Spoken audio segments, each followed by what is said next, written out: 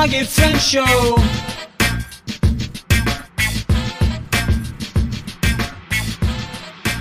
What's up, my bloggy friends? Famous Ashley Grant here, and today I have a little bit of a different episode for you.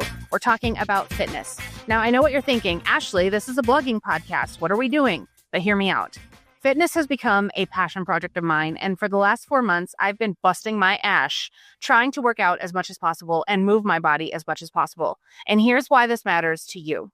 Whether you're a blogger who's working from home or you're stuck at a desk job all day, we are sitting way too much. And as my fitness instructor, Rhonda Goode, says in this episode, sitting equals dying. And that hit me hard. Several of the things that she said has hit me hard. But today I am sharing a full interview with Rhonda. She's the incredible woman who at 35 looked at her family's health struggles and she decided to completely write her own health story. She lost 120 pounds in 5 dress sizes, and now she coaches others through their own transformations. This conversation is raw, it's real, and it's exactly what every single person who works at a computer needs to hear. If you're sitting at a desk job all the time, or if you're sitting at home all the time, I want you to grab your water bottle, maybe go for a walk while you listen to this, do something to get moving while you listen, because I think by the end of this, you're going to be asking yourself, can I have more movement, please? Let's dive in. I'm just excited that you're here, and welcome to the show. So we're just going to kind of dive right in. You posted March 30th, 2018 about your gym anniversary. You had joined on March 31st, 2011.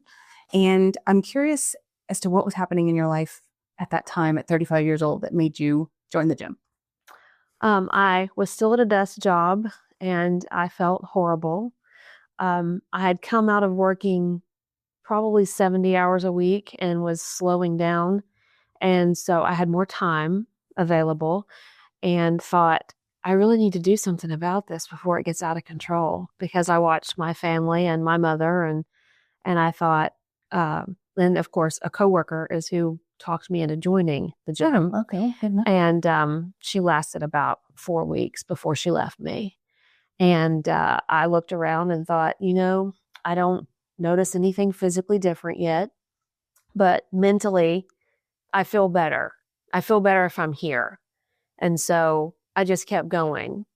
And then when I wasn't sleeping in the middle of the night, I was at a 24-hour gym at that point. So at 2 a.m., I'd still go back and I'd walk on the treadmill.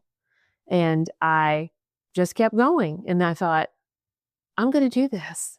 I'm going to change the trajectory of my life. I'm going to do this for nobody but me, whether there's anyone next to me or not. I'm going to do this.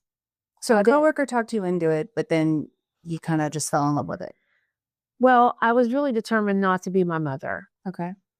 And I tell everyone that there has to be a driving force, and it's usually not going to be necessarily your partner or your best friend. It's usually within you. And there has to be something that says that whether you feel like self-esteem and worth is worth it or not, that I'm going to probably be here. And if I'm going to be here, what condition am I going to be in? Yeah. And another thing that you said led you to it was the genetics factor. In multiple posts, you talked about having really bad genes on both sides, being headed in the same direction as your family. Can you paint a picture for the listeners as to what you were seeing in your family's health that scared you? And how did you break that generational curse? All of my mom's generation, not her parents, but her generation and all of her cousins were diabetic and high blood pressure. They were diagnosed in probably their 30s, 40s with high blood pressure first, then came diabetes. And diabetes, of course, is very common. And when people are diagnosed with it, it's often looked as if it's not a big deal because you're given plenty of medication to manage it. And, it's rare that people have doctors that talk to them about how to address it without medication, because everything is handed to you in pill form first. Mm-hmm. And as long as it's managed that way, and you're supposed to kind of watch your diet a little, it's good. And then starts the insulin slide, where all of the oral meds aren't going to control it because you also aren't addressing your diet or your weight or anything else. So now you're moving to needles. And then you're moving to needles multiple times per day, and then you're increasing your dosage. And I mean, this was early on, for her in her 50s, but watching all of them And then I too was guilty because I would go to family reunions, and there were no family reunions on my mother's side until after my grandmother died, which I thought was kind of interesting. It was almost like they looked and thought, oh, people just die, because it was sudden. And they thought, we should probably get together. And so you would watch them, all of them, just pile a plate as high as they could pile it. And it was almost like a competition between the men, especially sons and their fathers. And I would watch them just go back and go back. And you would be guilty of it too. Not that you were competing, but it was just the environment you were in. And so the photo that I post kind of here and there on social media of me is not just a picture of me like when I was bigger, but is a picture at the reunion with my mother. And we both look like we are just in a food coma, because we are. I mean, our eyes are like, we look like we're on drugs. And, you know, and when I look back at that picture, I mean, it was like, wow. I mean, that's something. I mean, I looked like I was drugged out. And I'm sure that I had just consumed all that food. And it was an after photo. And I was huge, you know. And I was not that old, probably, let's see, probably 23. Wow. At that point. And so, I mean, I had started gaining weight as soon as I got married, which is very typical because of lifestyle changes, and lots of females go on birth control, and that doesn't help. And I did all of that too. So it wasn't just that I also had a desk job, but just looking at that. And then my father's side, same thing, all high blood pressure, all diabetic. His mom lost half of a leg to diabetes before her ultimate death from cancer. My father died from cancer, but had, you know, diabetes the entire time. And so dying doesn't scare me, as I tell everyone. Living like that does, where you just are not in control of your life, because everything is built around all of the medicines you take. You feel like garbage all the time. You're not physically active, and you have no energy, and it just compounds because I don't feel well, so I don't feel like moving. Well, I'm not going to move because I don't feel well, and I haven't moved in 10 years. And it's just, you know, and you get used to it. You get comfortable in it. But watching all of them I'm an only child with no children by choice. And so for me, I was like, there's no one to take care of me. Yeah. And so I really need to do something about this before it's too late, because it can get too late. Yeah. Yeah. It is interesting that you said that you look like you were drugged out, because, you know, they've done studies and they've shown that sugar has the same things, some of the same effects as cocaine. And yeah, that's it is a drug. It is a drug. Yeah. Well, back in 2020, you said that you were down 120 pounds and 5 dress sizes. And you shared a photo from when you were 25, gaining weight every year with that desk job, working 10 hours a day. Walk us through the transformation of what it was like to start making those physical changes, not just physical ones, but who you became as a person through the process. You know, at first when you start, well, I think for most people, I mean, and everyone will tell you that physical activity is the easy thing to start and do. And it is. I mean, you have to start though. But once you make it a habit, that's easy. Addressing your diet and other things, it's not easy. I mean, most of us want things that are quick and simple. And I always cooked, but I cooked simple meals and still do. So it wasn't that I was necessarily eating out a lot, but I ate out more. I mean, and when I would go to McDonald's at my biggest, and I was with my mother, who would encourage me to get more food because, honey, you're going to be hungry if you don't. So I would get 2 double cheeseburgers and a large fry and a soda and consume all of it. And my mother would sit there and look at me after she'd also eaten an enormous amount of food and say, do we need to go back through the drive-thru and get more? I mean, it was just constant encouragement of, you know, and I don't know if, because my parents didn't live through the Depression, so it wasn't that. Yeah. It was just this mindset that they had So you kind of have to unlearn that, okay, I may still eat some bad things, but I also know that I should probably stop at a certain point instead of just not stopping as I'm eating, because people don't really understand for the most part when they're actually hungry, because it's, well, I eat at this time of day every day, or I eat this much every time I eat, or I don't like leftovers, or I don't want to throw food out, or whatever it is. And so they just keep going back. So you got to have to unlearn that too. And I think that's the first step for normal people that aren't going to get on these fad trains of doing all kinds of crazy things, is that when am I actually hungry? So am I going to slow down in eating? Because that's the other thing too. People eating while they're driving, people eating while they're working at the desk, people eating all the time because they don't realize it. Or while they're watching TV. Or watching TV or whatever. Everything's mindless, So it's stopping and saying, oh, I'm full. Yeah. I don't need any more, whether that's potato chips or whatever. I mean, I'm full. And then as you change your diet, I stopped eating fast food completely. I didn't give up soda for probably the first year, just because it was like, well, I'm definitely not seeing the results I would like to see. And I was a Mountain Dew drinker, which is common in this state anyway. And, as far as like how many I consumed a day, I don't know, but probably 3, 4. I've never been someone who has to have liquid with me all the time. So it's not as if I just drink, because I didn't do that. I've never done that. I don't do it with water. I don't.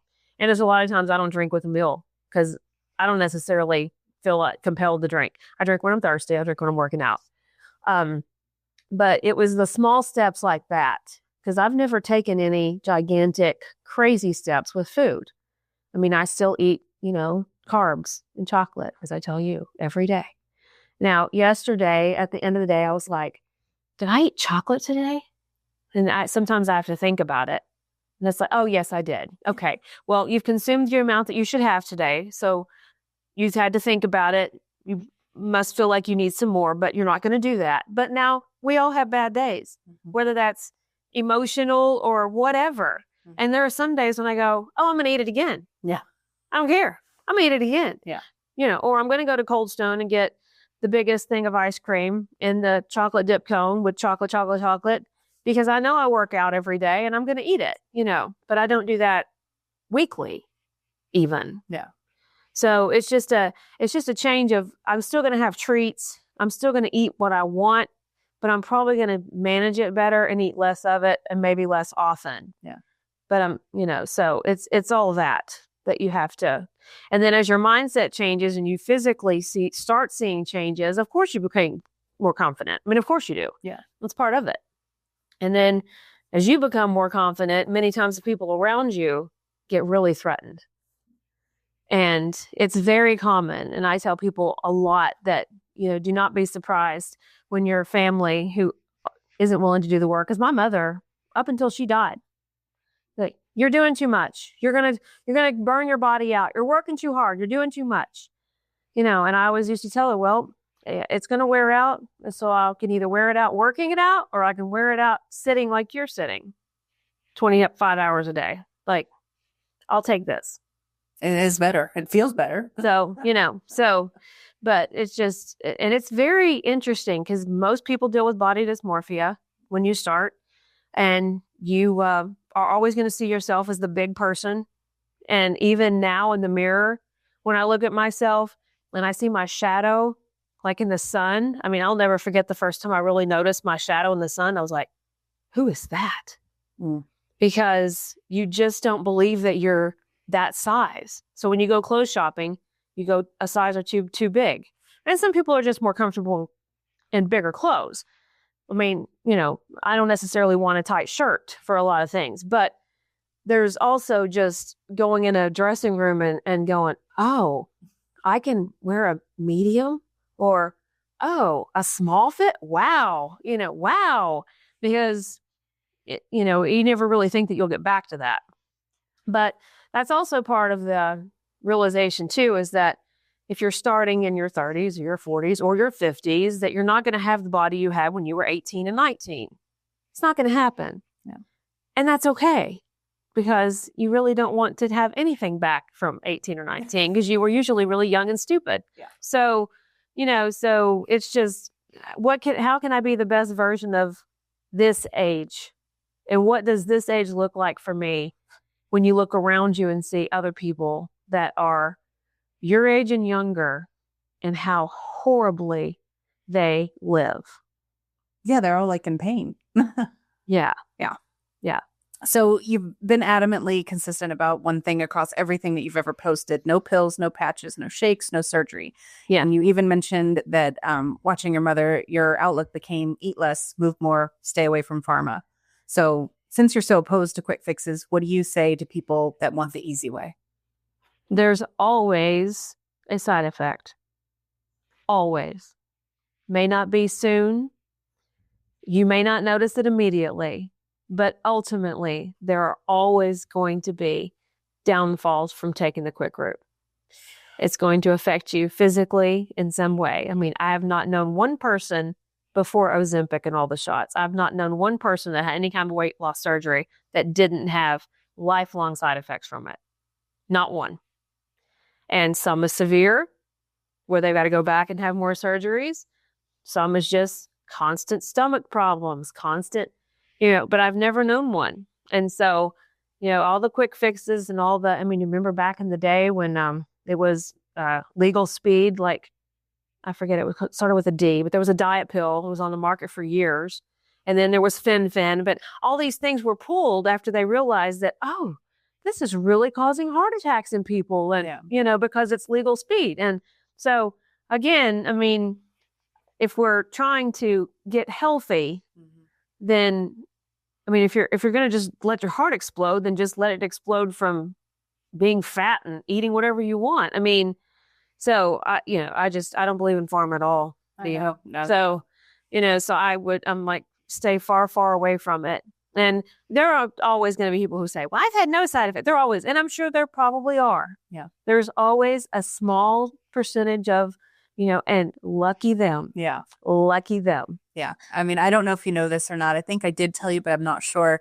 12 years ago, I did try the shots and pills. I was, doing those phentermine pills and all the crap, and I lost 80 pounds. And then I gained it right back the second I stopped. Oh, yeah. And I remember getting an EKG and the doctor literally saying to me, your heart seems like it's going to stop. Like, what is happening? What are you doing? And they were like, you should not be doing what you're doing. Yeah. So, but yeah, I gained it all back and it sucked. Yeah. That's the thing with almost all quick fixes and all fad dieting, which is why I don't prescribe to any of it, including keto. I know sugar's bad for you. I know that. I'm not stupid, but I also think it's unrealistic for the majority of the population to say, I'm not going to eat sugar. And I understand too that it's a withdrawal thing. Yeah. If you really stuck to it and took it out of your diet for at least a month, I'm sure you'd feel much better. Yeah. I'm sure I'd feel much better, but it's just not a bridge I'm willing to cross. Not right now. Maybe I will someday, but right now it's not going to happen. You gotta have a chocolate. Gotta have your happy foods. Yeah.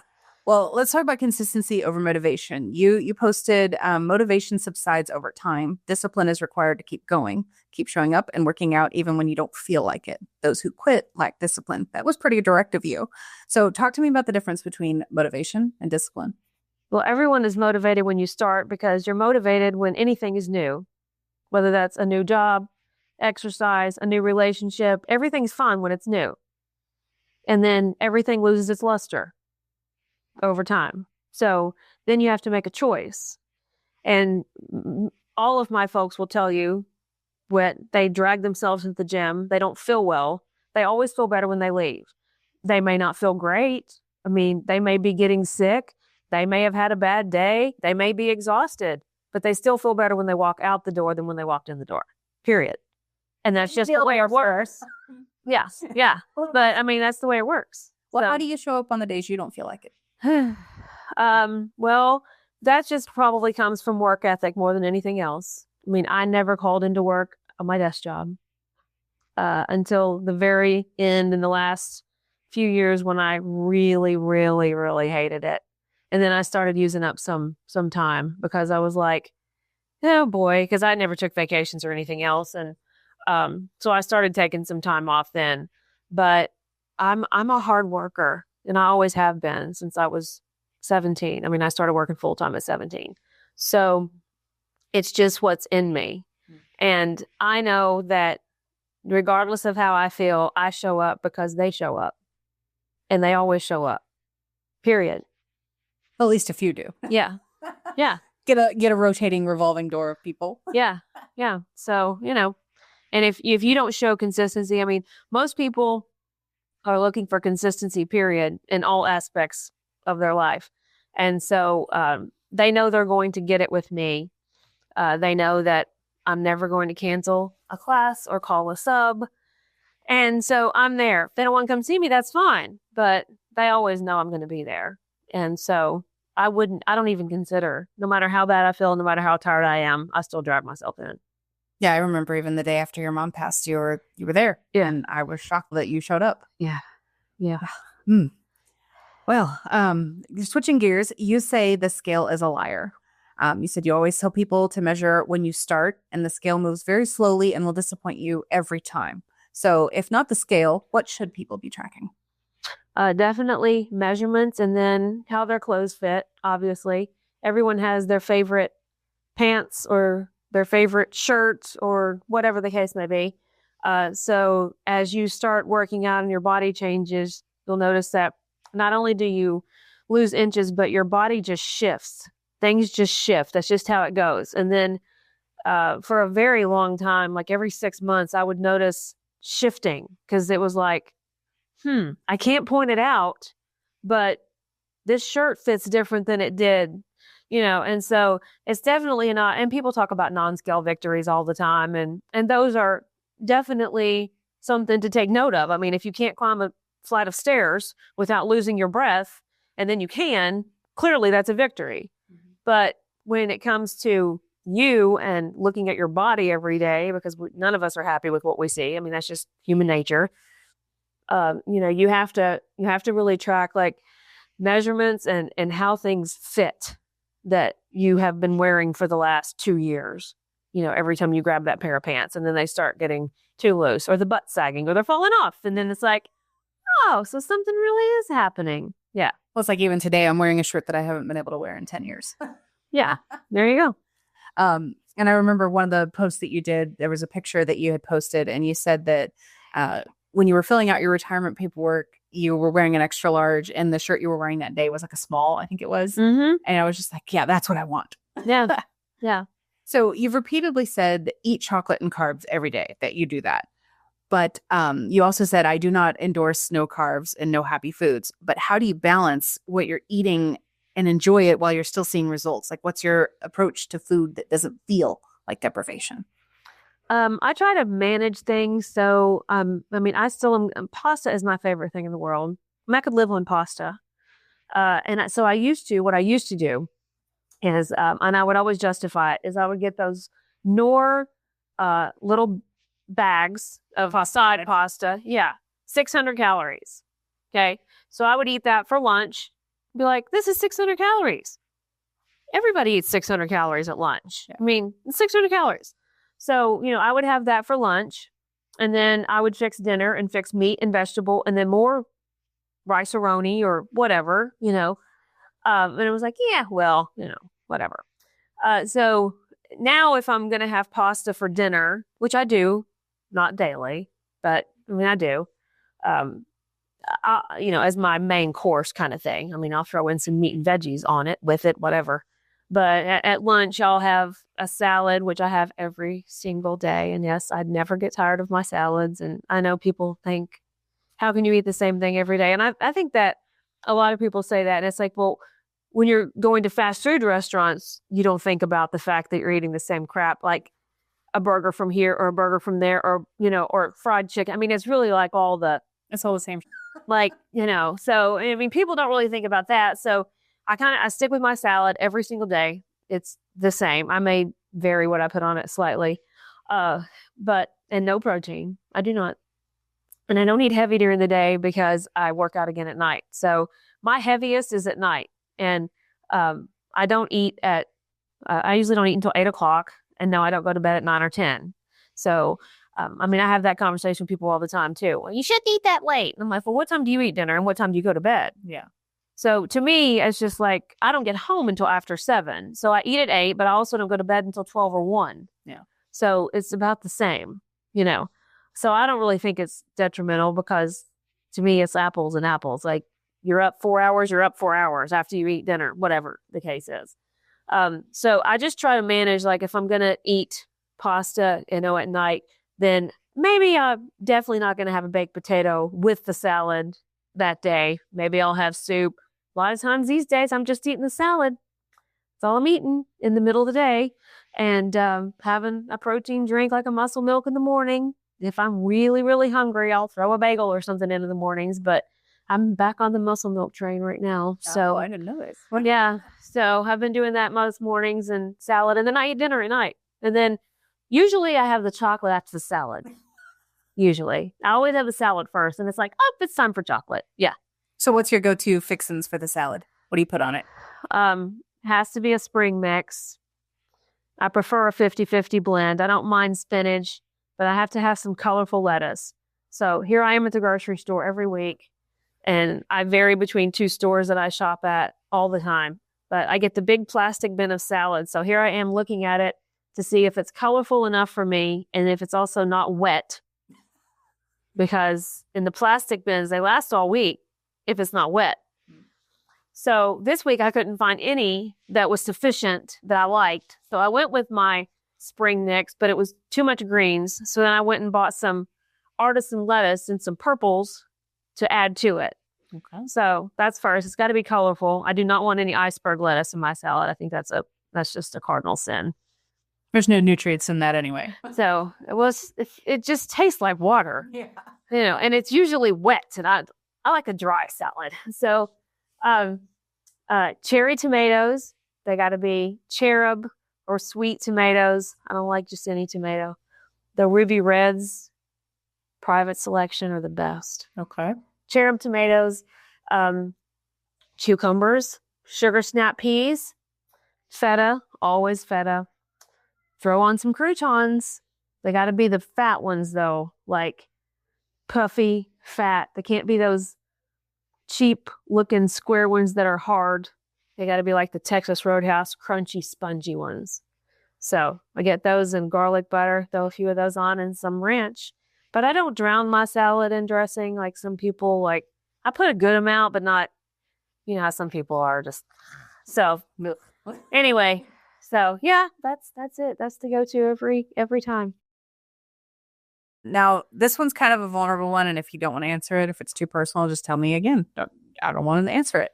But in February 2025, this year, just weeks after your mother had passed, you wrote, her retirement years were plagued with nothing but sickness and disease.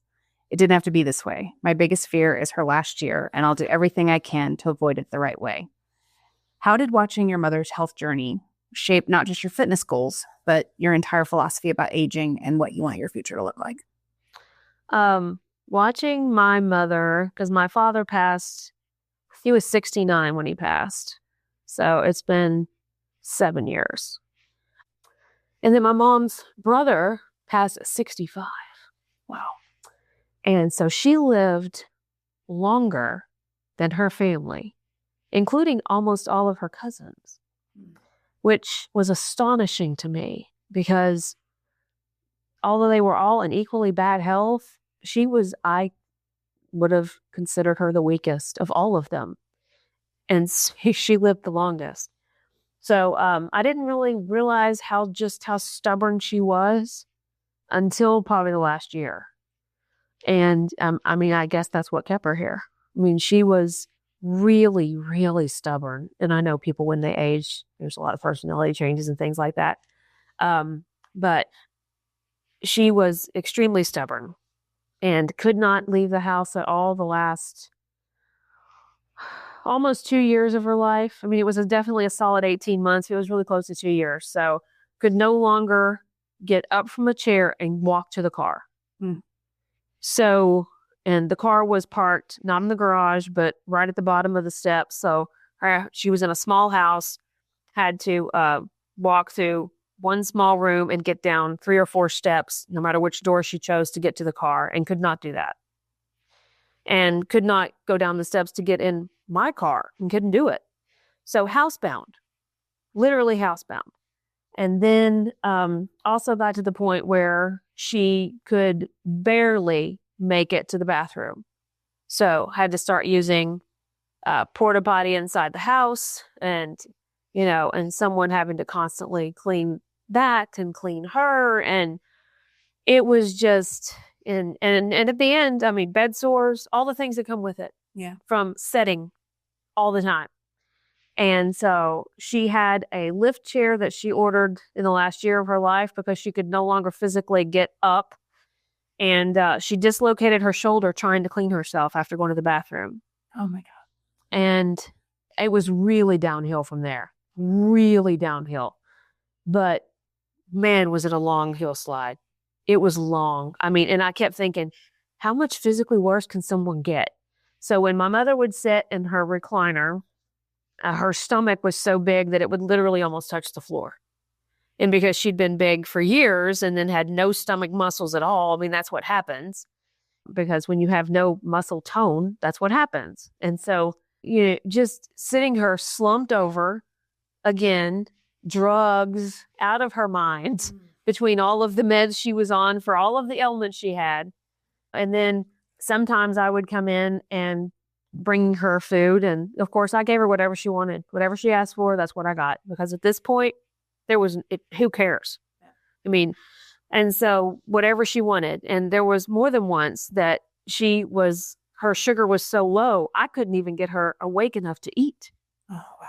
I mean, she was completely, but yet not in any, I did call one time. I did call EMS one time because I couldn't even get her to come to herself enough to even acknowledge me there. Wow. And her sugar when they got there was like 54. But other times it was just a typical, like, she was just out of it. I mean, just sitting, prison in your own body. Wow. And you can't do anything. I mean, her mind was definitely affected at the end. Don't get me wrong. But, prior to the last little bit, I'd say the last 6 months, she really declined mentally too. But prior to that, I mean, it's just, mentally you're okay to be in that age range. I mean, you're okay. But yeah, just a prisoner in your body and a prisoner in your home where you can't do anything. You can't leave. You can't do anything. I mean, we all have days where we don't want to leave our house or we don't want to do whatever, but to not have the choice, oh, no, I'm out. And so it kind of made you double down on fitness. Yeah. Yeah. Yeah. Whew, I can't even imagine. Yeah. I can't even, because I'm watching things with my own mom right now, and it's hard. It's really hard. Yeah. It's really hard. Yeah. Because there's nothing that you can do. And like with her, I remember when she was in the hospital for some ailment, probably 3 years before she died, maybe 4. She comes home and it's like, I want to try to do better.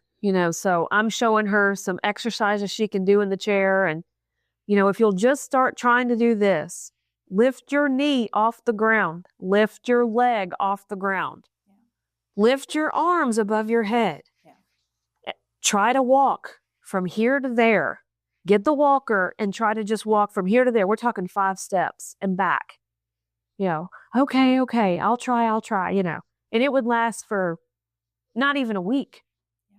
And then at a certain point, there's nothing you can do except watch it. There's nothing you can do. And so, yeah, whatever she wanted, her order of food of Christmas last year, because I told her when I left Christmas Eve, I said, okay, so Sonic opens at 5 on Christmas Day. So, because most places are closed. So send me what you want. It was 5 or 6 menu items. And at the end of the text, it said, I know this is a lot, but it's what I want. And she didn't want more than a bite or two of all of it, each thing. But it was, queso. and chips and tater tots and a burger and a milkshake and whatever. It was just, the order was like $37. And when I went through the drive-thru, I thought, you just get whatever she wants. Because there was no arguing with her either. You just you couldn't reason with her. And so, and there's nothing you can do. You just have to go along. And I used to think, I have no idea what will ever take her, because I could not believe the condition that her physical body was in and that she was still breathing. Just could not believe it. And it's always some random, weird, most of the time thing, and what finally got her was a final UTI and an antibiotic that absolutely sent her out of her mind. Wow. That had to be so hard to watch. It was a rough week. Yeah, it was a rough week. Do you feel like it's changed you? Or that it's just made you, like I said, just double down on fitness? No, it's changed me. Yeah. Yeah. Yeah. Do you want to talk any more on that, or do you want to move on? Move on. Okay, let's move on. Well, it sounds like a good time to talk about mental health. So mental health and movement. You had mentioned in January 2020, that the endorphins from exercise have a larger effect on your mind than your body at first. You said, feel better mentally, watch depression, anxiety, and lethargy. I can't even say that word. Minimize, and then watch your body transform slowly.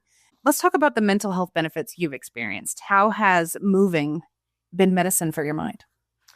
I think for a lot of people, especially now in today's world, everybody's diagnosed with something, which, and I'm not trying to minimize it, but it's literally everywhere. And I think most people know, especially if you're older than, say, 20, that smartphones and social media are why we're where we're at mentally, period. Yeah. Because no one interacts anymore with people. Yeah. People don't know how to interact with people. They're not comfortable with it. They're kind of lost. Yeah. And so most people are just lost. Mm-hmm. And they're in these mental jails because they don't know how to do anything outside of the box that's in their hand. And they don't know how to communicate with people. They don't know how to relate to people. And they don't get out and do things for the most part. And if they do, they're still on their phone the whole time. And so at the gym, you don't, for the most part, see people on their phones. They're there to work out. And it's a forced phone break. Now, I've got a couple that do, especially in spin class. I still think it's weird because to me, it's like, it's 30 minutes. Can you not give your mind a break for 30 minutes and just work out? Whether you're thinking about nothing or bubbles in the air or whatever. Even if your mind is blank, but just let it be blank. Yeah. So we're afraid of that. But I think that just working out in an environment with people that you can choose to interact with as much as you want or not, and then moving has such a huge effect. And it's the whole groupthink mentality that is both a positive and a negative, can be a very negative thing. But at the gym, groupthink is the best thing you can have because it'll be those people that encourage you or ask you where you've been or all the things. And, and there's some that are annoying about it. The attendance monitors. Yeah. There are, but those are the people that, will make you accountable. Yes. And so there's just something about being somewhere, working out everything that is happening in your life. And a lot of people, I tell people that's why med ball slams are so fun, but it's like, for most people, it's working out whatever you're feeling, whether that's anger, sadness, whatever it is. You typically can let go of it for that amount of time during a class, usually. And I've had days, especially during sicknesses and stuff with my mother. I've had days where I break down in class. It happens, but I just keep going. But I've had people break down in class. It happens, but most of the time people can just focus on the current present where they're at. And that's a huge mental release for everyone. Yeah. And then when people choose to not go to the gym, and things happen, life happens, work happens, all that. But it tends to be that when people stop going because of X, Y, Z, and then they don't go back or they take an extended break, you can watch their mental health and they will tell you that their mental health will suffer significantly. Because at first it was, well, no, I couldn't go. And then I'm not going. And then, and so they'll find themselves back in the serious black hole that they started in. So, yeah, I can definitely relate to that. And part of the reason I chose group fitness is because I knew that I needed other people around me. And I knew I needed other people to kick my ass if I didn't show up. Yeah. So, yeah.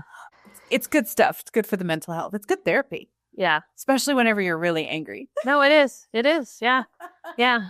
And because murder is wrong. That's right. So. And those are the days you pick up heavier weights and stuff. So, yeah. And try not to get hurt. Yeah. Well, one thing that appears in a lot of the posts that were like earlier on, I haven't seen you post this much recently, but you said in 2018, God gives me the passion and energy to do what I do. He protects my body every day. Does faith still interact in your fitness journey? It does. I mean, I think that, most people call me things like the legend and all this sort of thing because I've been working out at the pace I have for so many years.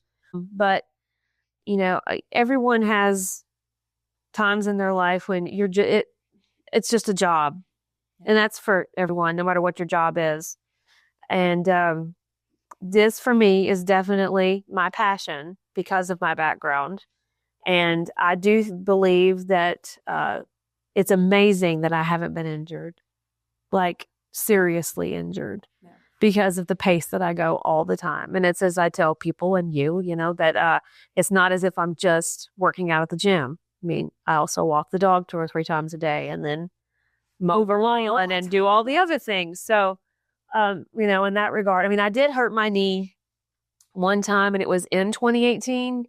And I don't know exactly what I did. I mean, both of my knees hurt now, but that's beside the point. But I was in a brace. I had to wear a knee brace. And I probably wore it for maybe like a week at the gym. I still, of course, did all my classes and was like, suffer through. And I went to church Sunday and I never asked for anyone to pray for me ever. And I was like, I need y'all to pray for this knee because it really hurts and I don't know what's happened and it's my job. And it was also like, it's my job. And if I don't go to work, I don't get paid. It's my job. So I was like, and then at the same time, because this is just how life works, my father ended up in hospice that week. And so I was lying on the floor in his room with a heating pad wrapped around my knee with a brace on it and lying on the floor, spending the night there, and then getting up and going to teach class the next morning. I was like, well, you just got to get through it. But I do believe that there's definitely some protection in that, like, he knows this is my purpose. And he keeps me as safe as possible. And he also tells me when I'm doing stupid things and to back off a little bit. And I mean, I do. And, and I have to nurse things now. And, things that used to hurt not very often hurt way more now, way more often. I mean, they do. And part of it is age and part of it is, teaching 25 hours of class for the last 15 years and doing them, as we say, I do the classes. I don't just stand there. So, but yeah, I think there's definitely a little bit of a divine protection. I mean, I'm not stupid. I mean, I don't think that I have some magical power or anything like that, but, and I'm very cognizant of the fact that I just turned 50 and, that, I don't know how much longer I can keep up the pace I go. Yeah. I mean, physically, I don't know. Cause some days I'm like, yeah, cause there are some things that, I expect my shoulders to hurt and I expect my arms to hurt and I expect my hips to hurt. And and I expect my knees to hurt. But then there are some days where that knee is like, oh, and then there are some days my lower back is like, oof, and back scares me. I tell everybody backs scare me. Okay. So it's the one thing that, and that's why I try to preach to people about how they're doing squats and how they're doing things. Cause most of my folks are not young. So that's why you'll do the modifications. Yeah. So, but yeah, so Well, do you see taking care of your body as a spiritual practice? Well, the Bible does tell you that the body is your temple, is the temple of God. So, and there's a whole thing in the Bible about gluttony too. People get real mad about that.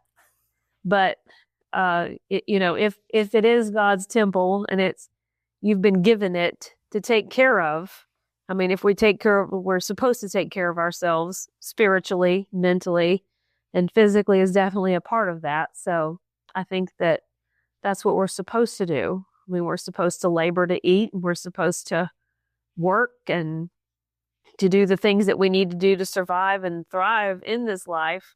You're going to have to be physically fit to do it. This is true. And I have felt that I pray more in your classes than anywhere else. God, don't let me die. God, don't let me cast out. God, don't let me throw up. Well, one thing that you've said a lot is I'm not for everyone. You've acknowledged this a lot. That your style isn't for everyone. So you've even mentioned that some people are scared of you and that you chase people down after class. If you were to put it all in a bow, what would you say is your teaching style? Like, who thrives with you? Oh, definitely people that want to work hard and push their own limits. Because I tell people all the time, you can always do more than you think you can. And that's just for everyone.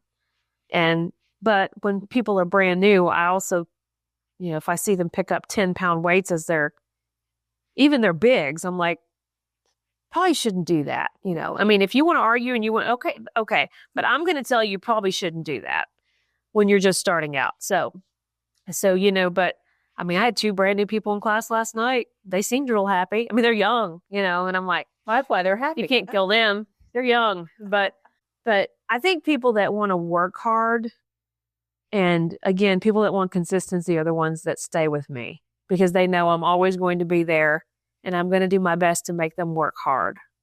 So yeah, those are definitely my people. Lazy people are not my people. And people that just want to check a box are not my people. Well, that's why you said the first year and a half I was working out with you, I wasn't actually working. It didn't count. Or at least I got serious. Yeah. So, and who knew that when I finally started listening to you, the changes actually started? Who knew that was going to happen?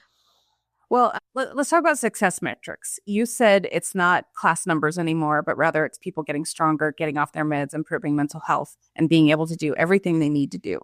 Tell me about some of the success stories that have meant the most to you. Well, I mean, some of my folks, like other people weren't there when they started, so they didn't see them.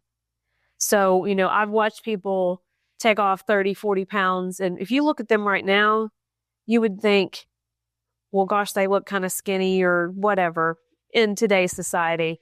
But for them, 30 or 40 pounds was big for their frame, for their body, and for their knees. Because, every pound of weight is 3 pounds of pressure on your knees. So in watching them get stronger and start with small weights and grow into big weights for them, go from 5s to 15 pounds and being able to push that over their head. I mean, that's what is great because it's not about the fact that you can do that, but it's about the fact that when your body can do that and you're building muscle and you're stronger, you're just going to have a better future because you've got muscle tone.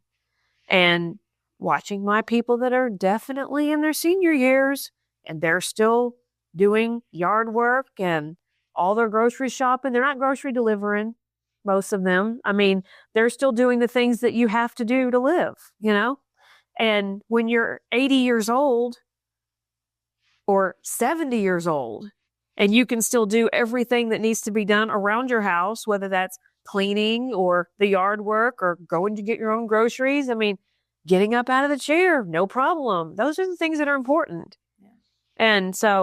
And then I've got several people that have, gotten off blood pressure meds and off diabetic meds. And I mean, you can't ask for any better than that. That's, I mean, yeah, being able to tell a farmer to suck it, I mean, that's the best thing ever. So, yes. Yeah. Well, you've said also that your tribe or fitness army shows up consistently. You've mentioned that you've got people that are doing 2 to 3 hours with you in a row, even after a 12-hour shift, and that they choose you over the new pretty gym. What creates that level of loyalty and community? And what role does accountability play in sustainable fitness? Well, again, definitely because they know I'm going to be there. And for some of the folks that are working split shifts and switching shifts and all that sort of thing, they just know that I'm going to be there and they're going to feel better if they show up. And so they do show up no matter how tired they are, because again, they'll still usually feel better. And even if they're going home to sleep for the next shift, they'll come work out because they know that I'm going to be there. And, I'll take requests. Sometimes I'll say, what do you want to work on? Or what do you want to do? And, and somebody will say something. A lot of times nobody says anything. But I try to build things and workouts really to hit everything. So I try to always incorporate things that are going to hit the entire body.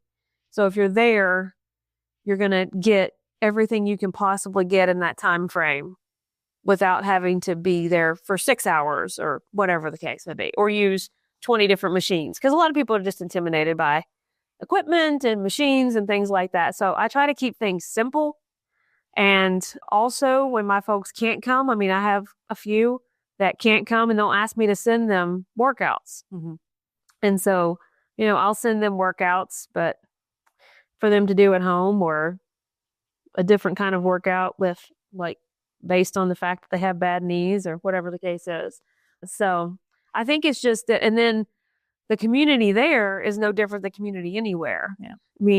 So when they spend time together, of course they become interested in each other's lives, and it starts an accountability thing, because it's like, well, if you're always here and then you're not here for 3 days, where are you? Mm-hmm. Something's wrong. Where are you? Yeah. That sort of thing. And it's just a check-in. And we've had a lot of people through the years go through some really bad stuff. It's life. And so we try to be supportive and do what we can when bad things happen to people, because bad things do happen to people. And so, we try to build people up and do what we can to try to help support them and as best we can. And that's what people want. Yes. People just want, it's not about belonging, but people just want a sense of commonality. Yeah. We're all here for the same reason. We're all here for the same purpose, because we're all going to get old. Yeah. And if we're going to get old, and as my mantra for everyone is, no matter what age you walk in the room, there's somebody in that room that's 15 years older than you or older than that. And you look at them and the shape they're in, and you think about where you're at 25, and you see that person at 40, or you're 40 and you see that person at 70. How do you want to live? Yeah. Yeah. Marilyn knows I've shouted her out many times. I'm chasing the 20-pound weight she uses. Well, and she's almost 72. Yeah. And old girl could kick your ass. And genetics play a role. Don't get me wrong. Yeah. But, they do. But a lot of it is you choosing your own future. A lot of it. Mm. Well, speaking of the future, we're coming into the holiday weight gain season. So what do you tell people during the holidays when they're surrounded by all this yummy food, breaking routines, and I'll start in January excuse? Well, a lot of people, a lot of my folks, once you stop being addicted to food, once you stop looking at food as a crutch for everything you're feeling, whether it's happy or sad or whatever, because, people will tell you that they eat if they're happy, they eat if they're sad, and whatever. They eat mindlessly. But once you kind of break that, the holidays aren't as big of a deal. Yeah. Because you no longer go into, if you're going to parties or all the work functions, and yes, people are dragging all this food in and whatever, but you just look at it differently, because you no longer look at it like the cow at the trough. You look at it like, I can have a bite of this, and what is your favorite thing? Just because people bring in things, don't eat it if you don't like it. Yeah. And then if you take a bite of it and it's not fantastic, then you go slip behind the wall and throw it in the trash if you need to. But don't eat things that aren't delicious to you. If I take a bite of something chocolate, it happened recently. I won't, but it did. And I was like, oh, this was not nearly as good as it looked. Oh, no. And I thought, oh, no, I'm not eating this. Yeah. Like, I'm not going to eat this. So, most of the time at all of these parties and functions and things, there's very little things that you just love. I mean, because everybody kind of has their thing. So focus on what you really like. Have some of that, but don't take a bite of everything just because it's there. Yeah. I mean, you don't have to eat it just because it's in front of you. And you don't have to eat it because Aunt Sue made it. Like, if you don't like Aunt Sue's dressing, then don't eat it. Yeah. Just, and if you need to come up with an excuse and say, well, I got to watch my weight, whatever. But just don't feel, a lot of people just do that stuff because they feel obligated to. Yeah. It's like, you don't have to, partake in things that you don't like. Well, the funny thing with me is whenever I started all this, like it was my birthday and everybody was like, are you even allowed to eat cake? Will your instructor get mad at you? I'm like, what the? It's like, so, you still have to be reasonable. But if you have big families, I mean, gosh, when I first got married and all my grandparents were alive and things, I mean, you had to go to everybody's house because everybody cooked and, they were all going to be offended. You had to. Yeah. So for Thanksgiving and Christmas over, Thanksgiving, you really just, no, that's not true. Sometimes you did split it in between Thursday and Friday, but Christmas, you always split it between Christmas Eve and Christmas. But I mean, you're talking 6 meals between parents and grandparents. And so, you had to go to everyone's house. So when you run into those situations where people are newly married and big families or lots of whatever, it's harder sometimes, although I think now people are very different. They still kind of take to one big gathering. And it can be harder, but it's okay to gain 3-4 pounds. It's okay. Because, if you're consistent and you were at the gym the Wednesday before Thanksgiving, you're going to be there the Friday after, and it'll come back off. Good. Well, I think it's okay. Well, speaking of gaining, you had posted that your body gets used to everything you do when you work out. And at some point, you're going to need to change it up. So when people hit a plateau, what should they do about it? Well, unfortunately, sometimes like the best thing that they could do is work out at a different time. And when you're retired and you only come in the morning, you're not going to come at night. No. So it's hard for some people because you really should switch your work. I mean, I try to switch up workouts as much as possible. Yeah. I mean, try. But at the same time, there's only so many things you can do. Yeah. So, I try to keep things varied as much as we can.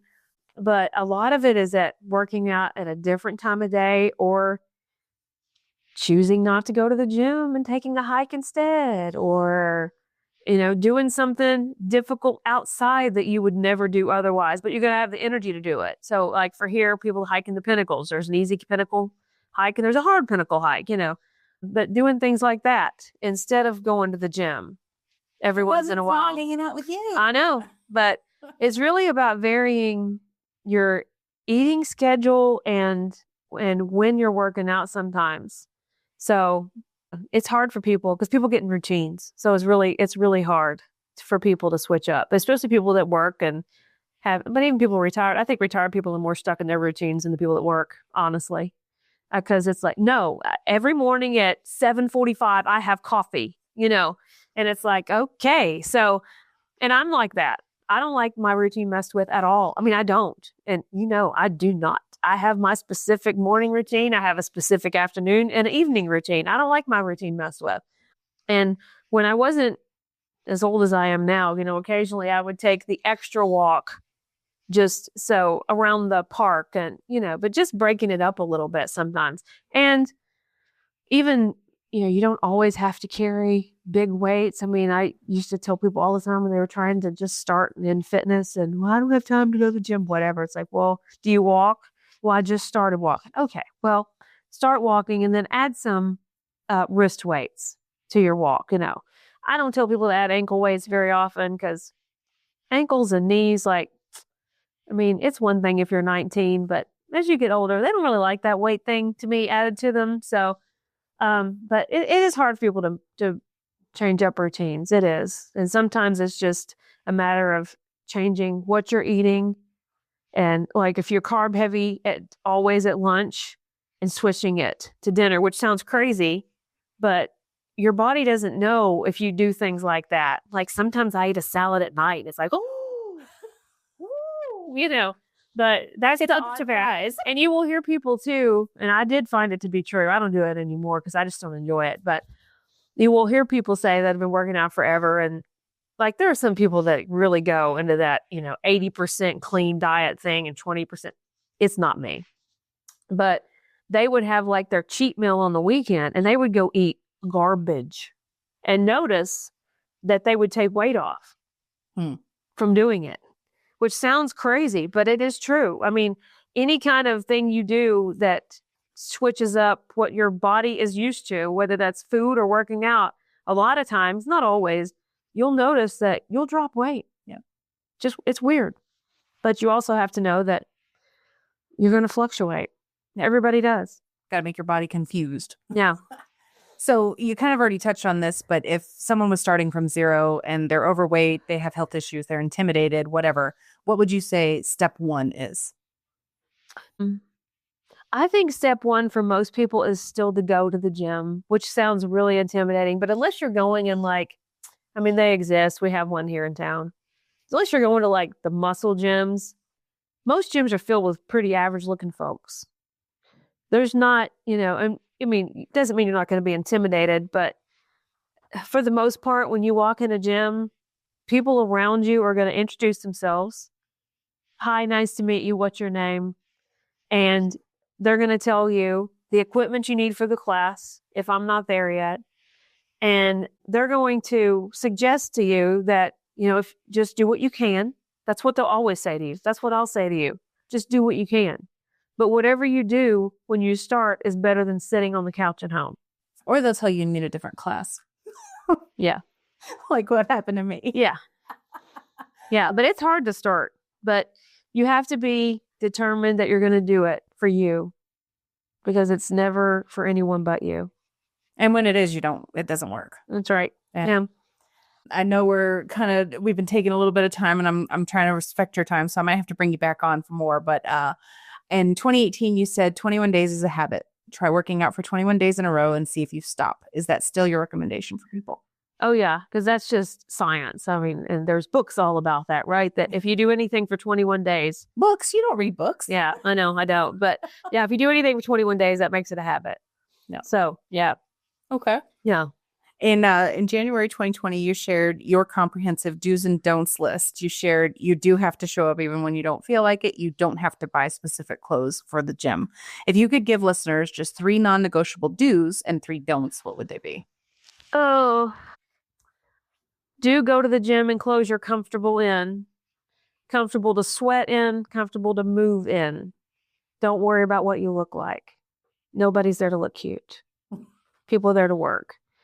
And don't worry about what you look like in the mirror if you're in a class.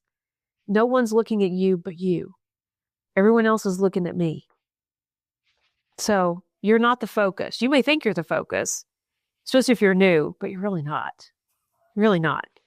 So do take water to the gym and be prepared to sweat. I mean, if you have not been moving, and some people naturally just don't sweat. I think those are the weirdest people ever.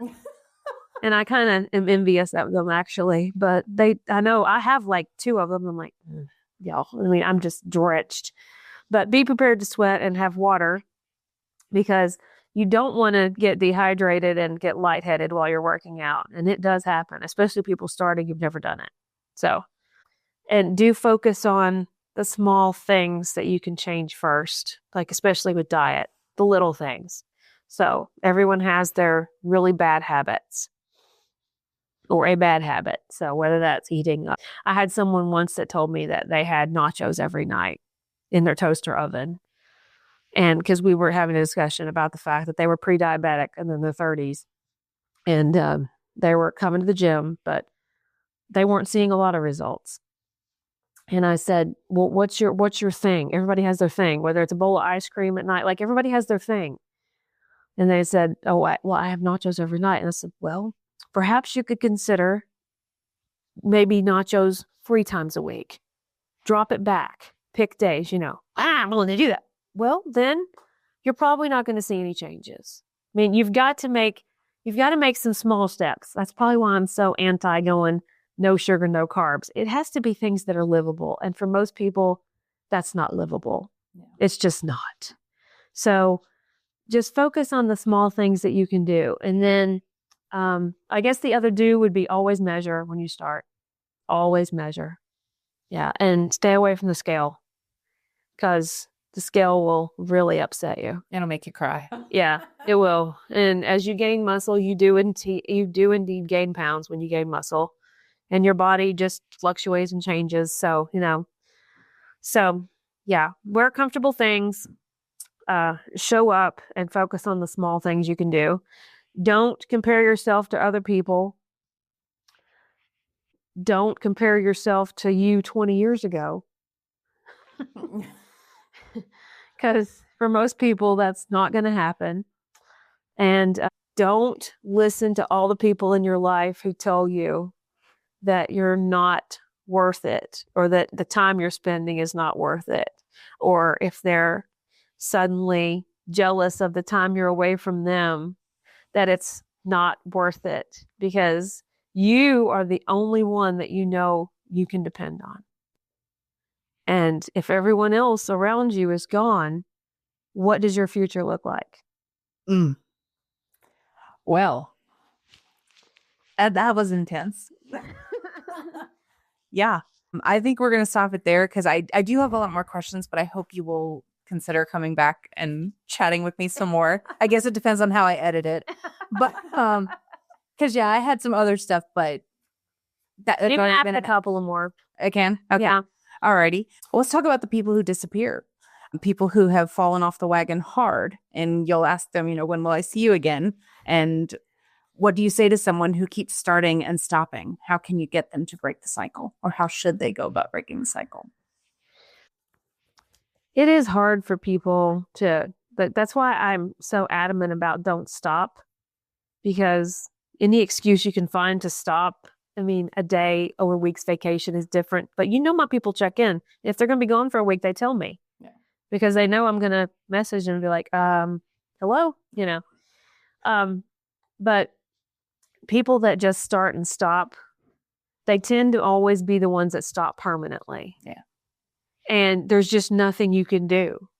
So, and again, it's if you don't want to do it for yourself, then no one else can make you. I don't know. You're pretty scary. I mean, so, and there are some that I've lost people over the year. Clearly, a lot of people just come and go. That's just part of it. But I've definitely lost people that have gotten mad at me. I can name them on one hand. I know who they are and they know who they are. Yeah. But that it's always, those people that they come to me. It's not like I go to them and say, hey, you look just like you did 3 months ago. It's not like I do that. They're like, gosh, I'm just not seeing, And then when we start having the discussions about the nachos, or that you're going home and drinking a bottle of wine every night. Yeah. You can't, and then that whole thing about you can't outwork a bad diet. That's the phrase. I'm like, depends on how bad your diet is. Yeah. That's why I believe in living the way I do and, eating some of what I like. It just depends on how bad your diet is. But it's really hard for people that start and stop. I will occasionally try, but there are times when I'm like, there's nothing I can do. You give up. I can only imagine. And it's got to be rough because, you'd see what could be done. And then if they're not making the change. Well, it's always rough for me when I see people's potential. But then again, I'm like, do you not have anyone in your life? My mother was such a driving force for me to not be that. Yeah. And I think when people either don't have that because they haven't experienced it yet, because if you're younger and you're in your 20s and your 30s and your mom's 50s, then no, it's not bad yet. Yeah. But it's coming. So I think that when people don't have something like that to drive them and they're just not naturally want to be physical, that it's hard for people, a lot of people, to just stick with it. But the other thing is, and I used to preach this all the time too, and I've made Facebook posts about this years ago, but, it was like, well, I have kids and they all play sports and Like, okay, well, your kids are probably not going to be the next Michael Jordan. And then the little trophies they get for all these sports they're playing aren't going to mean diddly to them when you're 70 and can't move. Yeah. And so if your kids' activities are taking up all of your time when you have work and house and everything else to do, then you really should think about what you're handing your kids' future, because your kids are the ones that have to deal with your future if you have kids. Yeah. And would they rather have a healthy parent or a parent that dragged them to the ball field 6 nights a week and gave them trophies that meant nothing? That's all I'm saying. Well, I know that I used to take my husband he was in soccer, and because I didn't want to just stand there on the sidelines, I walked the field because at least I was still moving. Yeah. So maybe they should at least do that. Yeah. Yeah. Well, one of the things that you posted that kind of broke my heart is you shared a heartbreaking story about someone who approached you outside the gym. They wanted to talk to you about their health. They came to one class, but they never returned. 4 years later, they received a terminal diagnosis. And you said the fact that they didn't do what they needed to do gnaws at you. That's heavy. How do you process stuff like that whenever you hear these stories from others? Yeah. And I still know who that person is, and they are dead.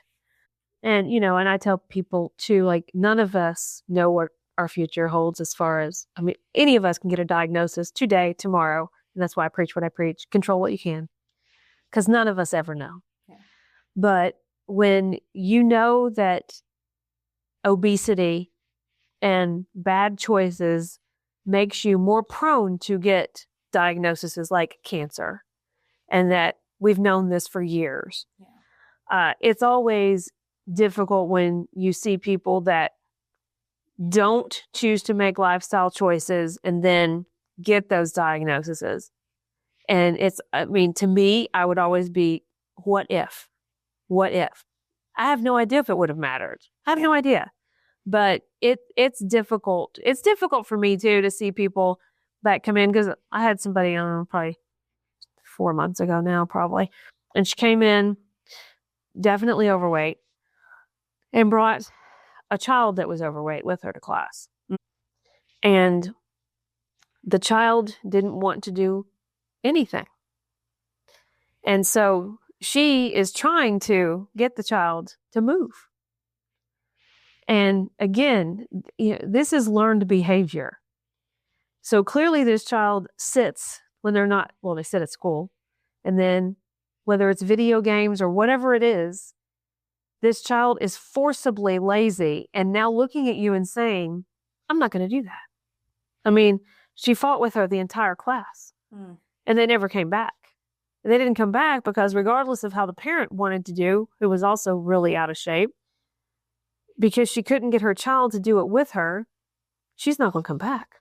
Because A, it's not worth the fight. B, maybe she thinks that, it's not worth my time being here either, and I can't not come without her. Yeah. Probably. Wasn't a child that was the age for childcare. It was older than that. Yeah. But those are the ones that really just get to me because it makes me angry. Okay. Because it's like, you have chosen your life, and then you have now passed it on to this child that you're responsible for, their rearing, their activity, and their food. Yeah. And of course, we see that everywhere. And I knew they would never come back. And so they came to one class, and that was it. Yeah. Well, that kind of leads into something else that you had posted. You said sitting equals dying. Don't roll the dice on your future. That's stark. So paint the picture of what rolling the dice looks like in 10, 20, 30 years to the people that just continue sitting on their butt. Well, I've witnessed it. Yeah. I've watched it. So, and even when we're hurting, which for me now is daily, pretty much daily, something hurts. But the more I sit on it, whatever it is, the more it hurts. And that's what all of my seniors and people with back problems and replaced knees and all that, they know. And that's why they're at the gym, because sitting on it isn't going to help. And not using it isn't going to help. So regardless of what ailments you have or don't have, your body was meant to move. Yeah. I mean, that's why society is where it's at now versus years ago when everybody had physical jobs, like getting up and changing the TV without a remote. I mean, everything has become automated. Yeah. And we look like it. Like seen in Wall-E. Yeah. You've seen Wall-E, yes? We are definitely a product of an automated society where anything that you ask someone to do, they're like put out. Yeah. like I have to get up? What? So, again, any of us could receive a terminal diagnosis at any time. Yeah. I mean, we cannot ever predict what we're going to see or face. Yeah. But that's why I'm adamant about control what you can, because we know that obesity and diabetes and all of those things lead to other ailments or immobility, period. And once you're immobile and you lose muscle mass and muscle tone, same thing for people that like break a hip in their 70s and end up in a hospital bed. And then they end up usually a lot of times in a nursing home because muscles atrophy. Yeah. So I don't care what age you are, if you're sitting all the time and you're not using your body, then eventually you're not going to be able to use it. So you need to start using it. Yeah. Or you'll lose it. Yeah. And that's kind of what started this podcast and why I named it More Movement, Please. It's like, the fact that I was sitting all the time and recognizing that I needed to be moving more. Yeah. And, I guess we'll finish with this, that you've said repeatedly that fitness isn't temporary. This isn't just a temporary thing or phase. It's a lifestyle. You said that it gives you peace and a clear mind in a chaotic world. So for someone who sees exercises as punishment or a chore, how can they shift to seeing it as peace and something that needs to happen? They're not in the right place, period. Okay. If exercise isn't fun, I mean, it's not always good. During the process, it may not always be fun. But my people have fun. They have fun. They have fun with each other. They have fun in class. If it's a chore and you're not having fun, you're in the wrong place. Find another place. Or find another activity. Yeah. Okay. Yeah. Yeah. Find another group. Find another. Yeah. Because it may not be fun all the time, but yeah, the gym should feel like the church, as you say. I mean, it should. I mean, it should feel like the place where you come in and have the most peace because you're focusing on you, and fun because of the people around you. I mean, you even have fun people you don't necessarily like because you all got the same goal. So, but yeah, if you're not getting any enjoyment out of what you're doing, then you're doing the wrong thing or at the wrong place. Definitely. Okay. Yeah. That's good advice. Yeah. So is there anything I didn't ask you think I should? Or any parting words that you really want to make sure are said in this? I think for most people, just, start doing something. And if you don't know where to start, surely there's someone in your atmosphere or someone that you can talk to about where to start. And to just start moving. And I know too, people sometimes say things like, well, the gym is just another expense, especially now. I mean, and it is. And I'd get that people say, well, just stop getting your Starbucks and whatever. And well, not everyone does that sort of thing. I mean, I never really did. I gave up fast food, but I was not drinking expensive coffees and things like that.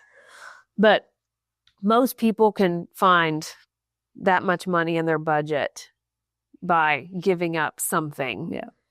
And, gyms don't have to be expensive.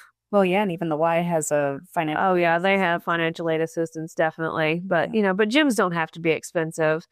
And it's definitely not always about the prettiest facility, the newest facility, the most hardcore looking facility. I mean, if you go to a CrossFit facility, you're $125, $150 a month here, which I think is insane. But that's me. But, just start.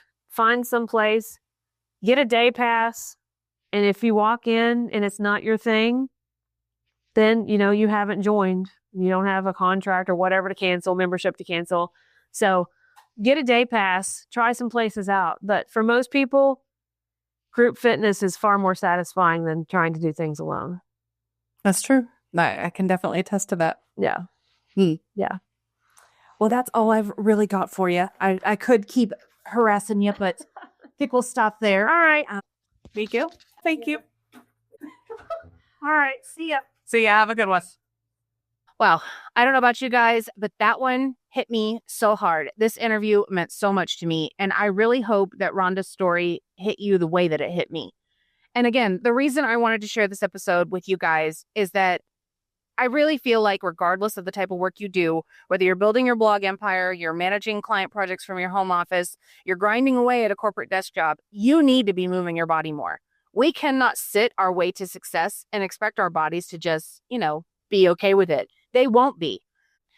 So here's my challenge to you. Just start. I want you to start today. Get a day pass to a gym. Try a group fitness class. Go for a walk. Just do something to move your body more.